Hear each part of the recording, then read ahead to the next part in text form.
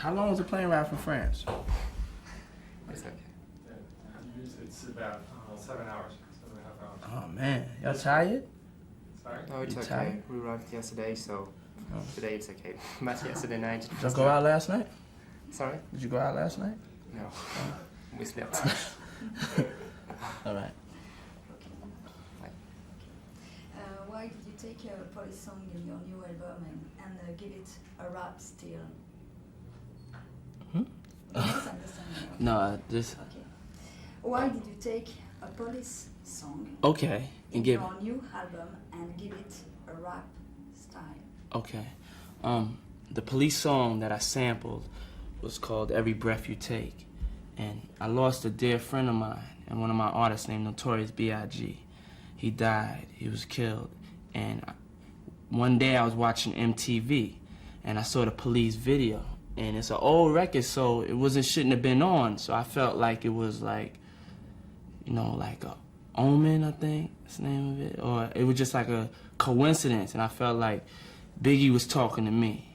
My friend Biggie was saying like, every breath you take, every move you make, I'll be watching you. And I wanted to take the same song and talk back to him and tell him what I felt about how much I was missing him. Okay, tell us about this tribute to Notorious Big. Yeah, the tribute to Notorious Big is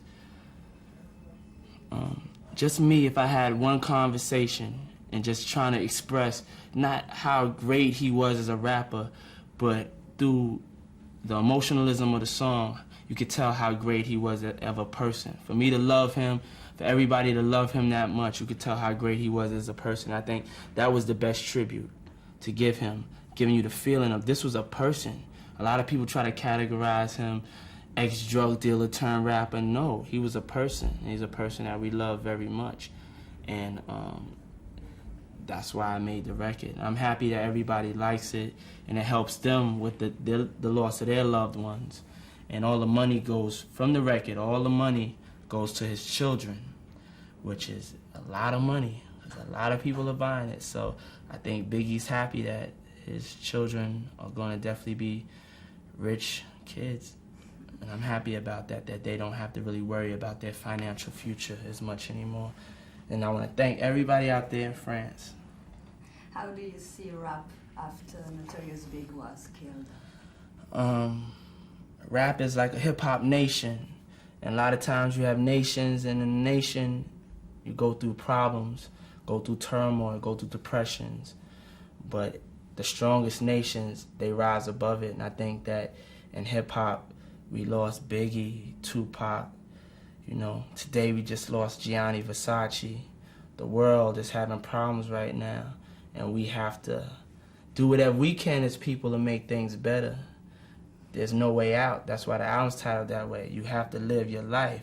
You have to live in the conditions that are here. The only thing you can do is try to make it better.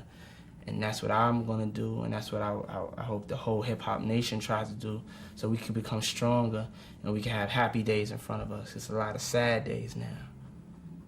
What did Notorious Big mean for rap? I mean, Notorious Big to me, but you know, I'm biased. He was the greatest. You know, he'll always be the greatest. Lyrically, he was a poet. He was a poet of the streets. He wasn't a gangster rapper. If you don't like what he said, then you have to change what's going on over here in our streets. He's just telling you what's going on in our streets. And if you want to change it, we need to put pressure on the president, put pressure on our Congress to make things better, the living conditions better for our youth, our young kids in the urban inner city communities. And how do you explain the extent of violence surrounding rap music? I don't think the extent of, I think that's a scapegoat saying that there's an extent of violence around rap music. And today is definitely proof to show you, you know, Gianni Versace was killed out in front of his house. You know, there was, somebody was assassinated in some country like 2 weeks ago, you know what I'm saying? It's like the world right now has like a real evil feel to it. And all the positive people, we have to fight to make sure that doesn't take over. But it's not just in rap. There are kids that are getting murdered every day. There are people that it don't matter if you black or white. You know, it doesn't have no prejudice. Evil doesn't have no prejudice, and you can't blame that on rap. I mean, this is a problem that we all have to face and we all have to recognize. And people don't want to handle it or look at it until it's right in front of their face. And that may have been the same thing for me, but now it's right in front of my face, and I want to deal with it. I have to deal with it, and I want everybody else out there that I come in contact with to realize how much this has hurt me. This is never going to go away from me. You're not going to see me. I don't care how many records I sell, how many Grammys I win. I'm going to always be talking about Notorious B.I.G.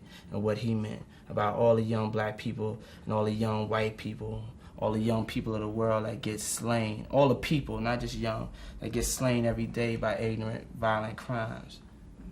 And is there really a relationship between gang war and the rap? No, I wouldn't. That's a lot of sensationalism. I mean, you're always going to have, in everything in life, you're going to have people that are bad and people that are good, you know. And, you know, the music industry, we got people that are bad and we have people that are good. You have to choose your side. And do you fear for yourself? No, I don't have no fear for myself. Like, I believe in God, and I would never fear. I mean, I put all my faith in God, and whatever happens to me, I know that's what he meant to have happen.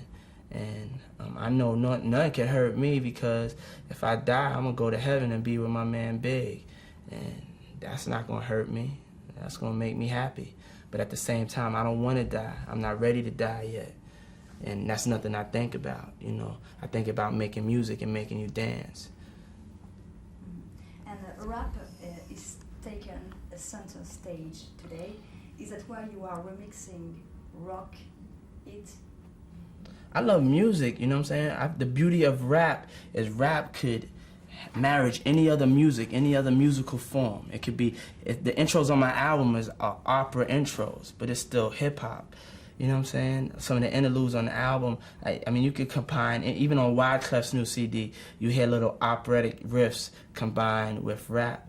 I mean, rap could do anything. And me, as a part of the hip hop culture, I could do anything. And in the new album, The Way Out, can you tell me, for French audience, what you wanted to say? What I wanted to say is I wanted to just tell you a story about, you know, me. A story about, you know, a young black man that's almost seen it all, and it has a lot of party records, but at the whole same time has a lot of real records. Musically, it doesn't have a lot of samples as far as known samples, stuff I'm used to doing.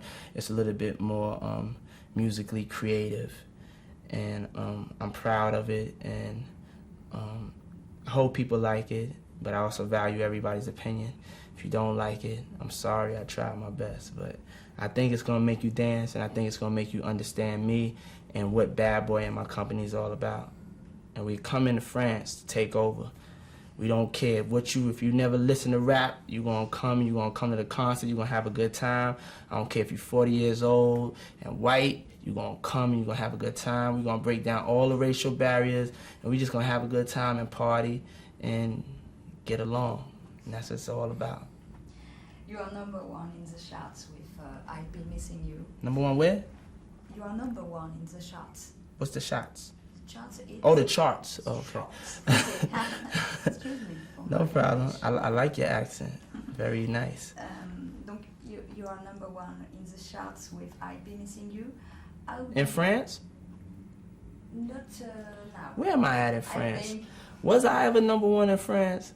Well, I better be #1 next time. #7. Well, that's good. I'm in the top 10. Yeah. I'm in the top 10. That's great. How do you explain it? You are #1. Your success. That record that's #1, that's a tribute to Biggie. That's really not, it was not made as a record to, okay, I want to be a hit record and get some success from it, you know. It was a record to touch people and explain to people just the pain I was going through. And I think people all over the world could relate to it, you know.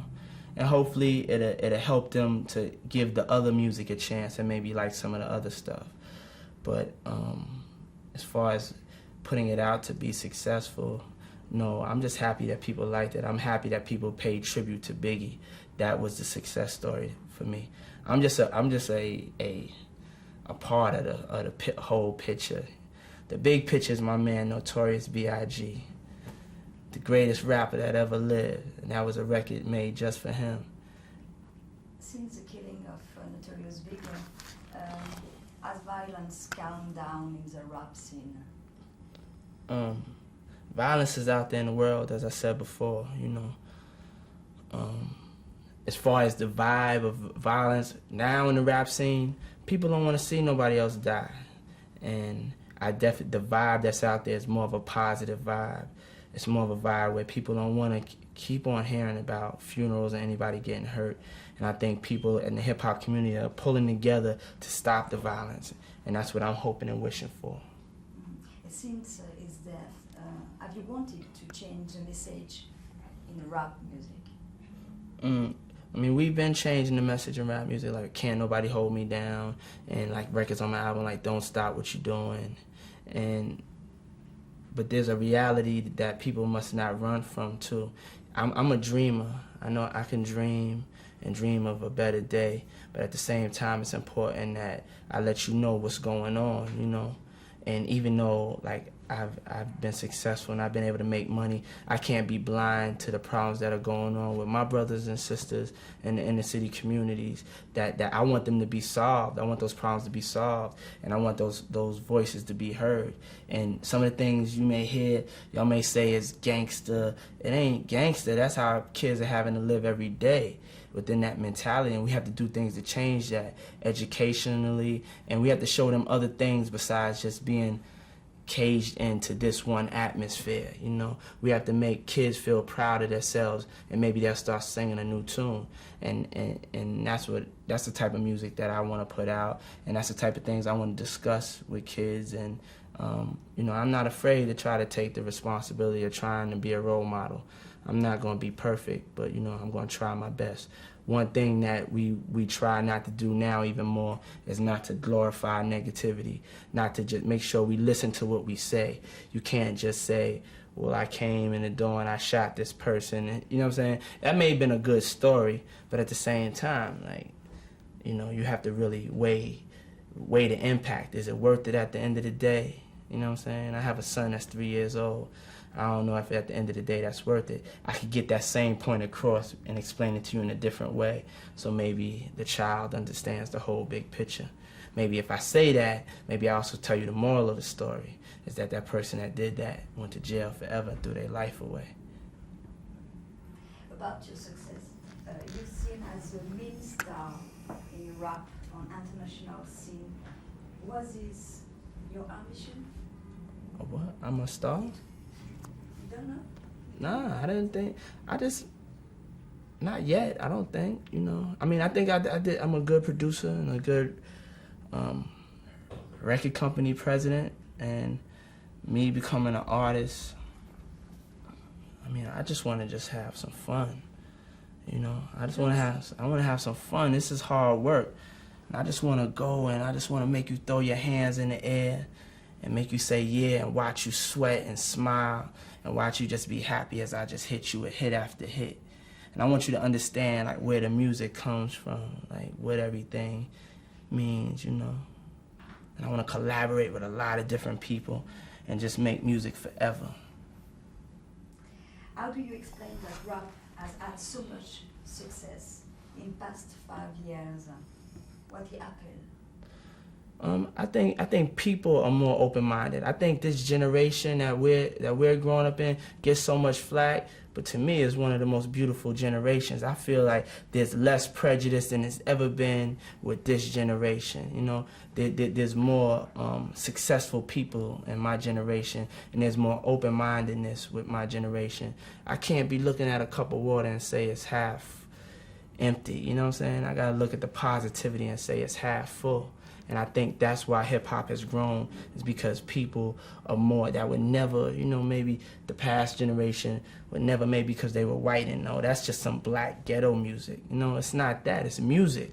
It's an art form. Everybody can appreciate it. I see more black kids getting into rock, and I see more white kids getting into rap, and I see more of us partying together, making love together, making babies together, and making it the way God really wanted it to be. You know what I'm saying? How are other the small labels been able to impose themselves like majors, companies in the past 5 years? First with the production and with their artistic choice. Do you understand me? No, I'm sorry. No. Okay.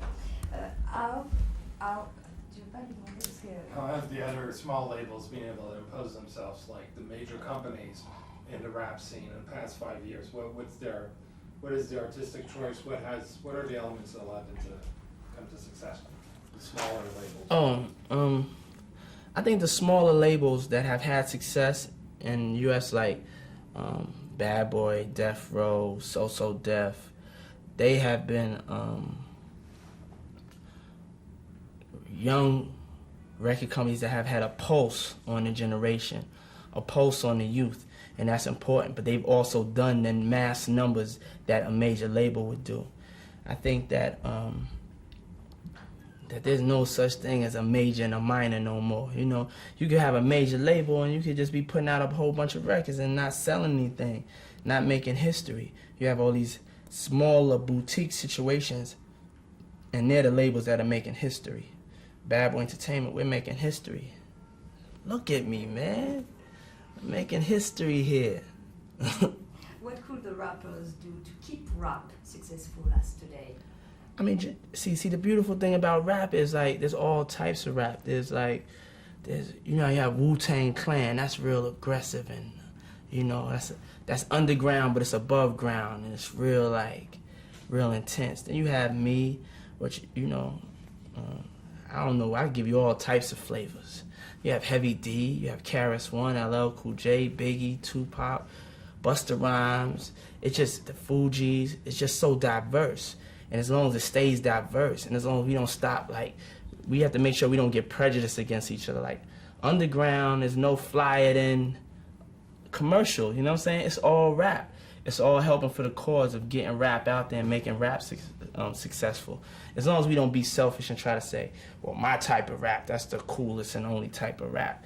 No, that's not it. The beauty of rap is it could be so many different things. You can have so many different personalities in rap all at one time, all playing in the same club, but they making the kids happy. Mm-hmm. And how is it that rap appeals more and more to the white audience today? Because white people, they have more soul in this generation. I don't know, it must have been something in the water. It's just like they're getting a little bit more soulful, which is all good. And, you know, and black people are liking rock and roll more. So everything's fly, you know. It's a beautiful thing. Do you know French rap? I saw one French rapper that he has these real fly videos. I don't know his name. I don't understand what he's saying. I give you some presents. You have some presents? Okay. The French record. Okay. Just, you know? what's this guy? Is this the guy that was talking? I don't know. Solar, you know? Yeah, Solar. Yeah, is this him? That's not. Oh yeah, this is him.